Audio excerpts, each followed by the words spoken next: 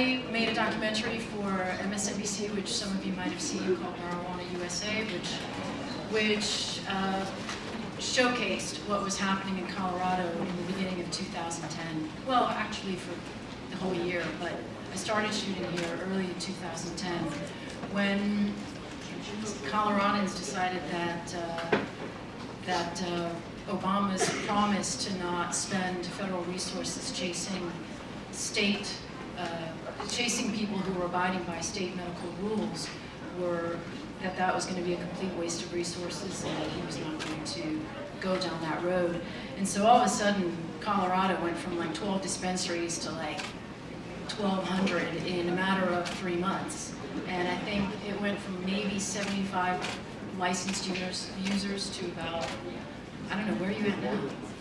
250,000? Now, hopefully, that goes into a reservoir of dollars for communities and for health and for a lot of great things that we need. So the taxation, for me, is not a problem. I'll pay legally for my wood, pretty much the same amount I pay illegally. It doesn't really matter.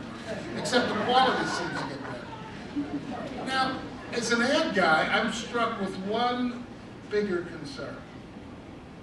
And that is the matter of conquest of a legal consumer product and recognizing that 100 million users in a country of 300 million people is just a start. How do we get conquest into those areas where that taxation can do better work in minority communities and majority communities? It doesn't matter. Again, I'm an ad guy. I'm paid to lie most of the time. So I can tell you in truth, we have to find more users. So the first time in more than 4 decades, Pew has been polling the public on whether they favor the legalization of marijuana. And for the first time, a majority does. This is the general public. 52 to 45% adult Americans back legalization. As recently as a decade ago, only about 1/3. I mean, from 33 to 52 is a huge change. 2 big shifts go along with support for legalization. Most Americans no longer see marijuana as a gateway drug, which is interesting. I mean, it was always not true. Alcohol has always been the #1 gateway drug to every other drug. And most no longer see it as immoral. That's sort of interesting. But again, I have this feeling that as you take the mask off and sort of go, I've been living in this, this simulated reality, that I think some of those things start to happen. Now only 1/3 do, while half say marijuana is not a moral issue. 72 to 23%, this is powerful.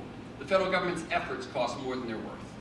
So basically 3/4 of the general public, now whether they're saying, legalization works, or that's what they're for, they don't believe the Fed's efforts are worth it. Nearly 2 to 1, the federal government should not enforce its anti-marijuana laws in states that allow the drug. That's more than 2 to 1. 24 states and the District of Columbia either have the decriminalized personal use or the medical marijuana laws. And now here's a political split. Conservative Republicans are heavily against legalization, and I'll bet they probably are the ones that still find it immoral. That would be my guess. Well, no, I mean, you think about it. Why does anyone still be against legalization? And majorities of Democrats, Independents, liberal, and moderate Republicans back it. So it's everybody but the people who control the House. And it's just incredible to see the demographic shifts happening and this kind of political change where the governor, who originally mocked the campaign saying don't break out the Cheetos just yet, and a lot of the politicians who oppose this are now working in fairly good faith with regulatory bodies to get this thing done, which is not a surprising thing when you consider that marijuana received more votes in Colorado than Obama or Romney. But it's true that I disagree with some of my panelists. I think marijuana is a gateway drug, however. It's a gateway to becoming president. If